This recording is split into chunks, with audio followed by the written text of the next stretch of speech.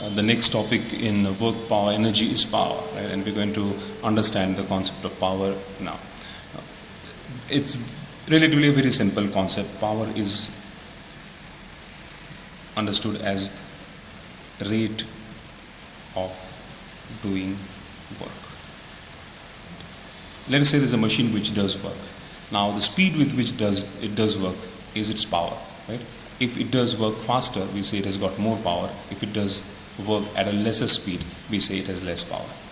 Mathematically speaking, power is given by work done upon time taken. So this is work done upon time taken, right?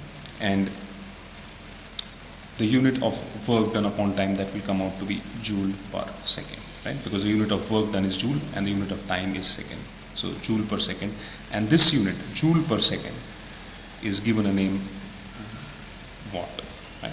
And we'll try to look at the units a little bit later into the video. First, let us try to look at this concept of power a little bit more closely. Let's say there's a machine, right? Let us say that we have machine A, right? And let us say we have machine B. And let us say machine A does 20 joule of work and machine B also does 20 joule of work. Okay? But the time taken by machine A is, say for example, 5 seconds, and machine B takes 10 seconds to do the same work. Okay? So this will give me a power of work done upon time, that is 20 upon 5, that is 4 watts. Whereas this machine gives me a power is work upon time. Work is 20 joules, time taken is 20 seconds, so this will give me 2 watt. Quite obviously, machine A has more power because it is able to do the same amount of work as B but in lesser time. It takes only 5 seconds to do 20 joule of work, whereas machine B takes 10 seconds to do 20 joule of work. Hence we say machine A has more power, or machine A is powerful than machine B. This is essentially the very basic concept of power. Power is work done upon time. If you look at this formula of power, power is work done upon time. Work done is also given by force into displacement upon time. Work is force into displacement upon time, right?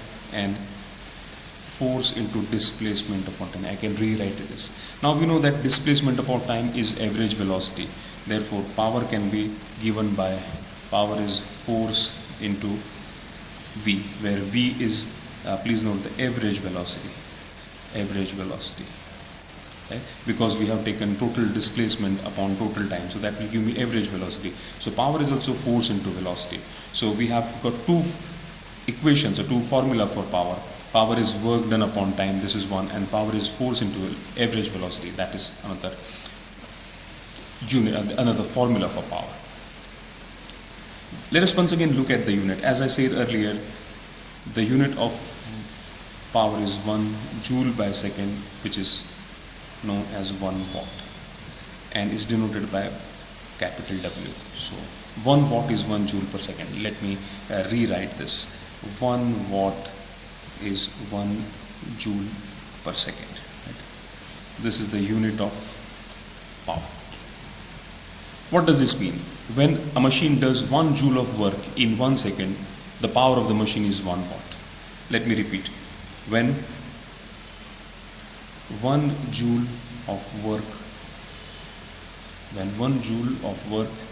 is done in 1 second, the power of the machine, or whatever is doing that work, power is said to be 1 watt.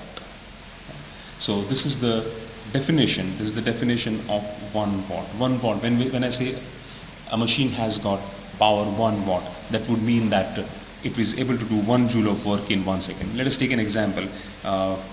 For example, we have got the light bulbs which have wattage, right? For example, this is a 60 watt bulb.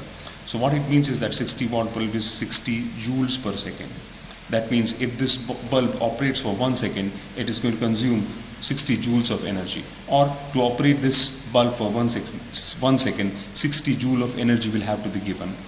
That's what we mean when we say that we have a 60 watt bulb or a 40 watt tube light, right? 60 joules of work is 60 joules of work is to be done to operate it for 1 second. I hope this helps you understand the concept of power. Power is the rate of doing work, right? And let us look at the units. We have looked at watt as a unit of 1 joule per second, but there are some other common units which are used for power. One of the most common units is 1 horsepower. Horsepower is another unit of which is used in mechanical engineering, right? For example, electric motors have their ratings given in horsepower, and horsepower is equal to 746 watt, right? So this is the relationship between horsepower and 756 watt. At this stage we will not try to get into the details of what exactly 1 horsepower means. We'll simply understand that 1 horsepower is 756 watts.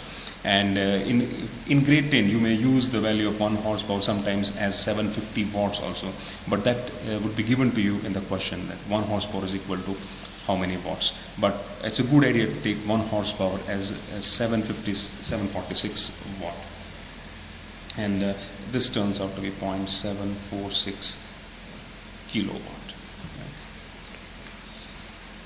Finally, let us look at 1 watt. Again, 1 watt is 1 joule per second, and we know that 1 joule is 10 raised to 7 erg, so this would be 10 raised to 7 erg per second, right? So when a machine has a power of 1 watt, it would mean that it does 10 raised to 7 erg work in 1 second, right?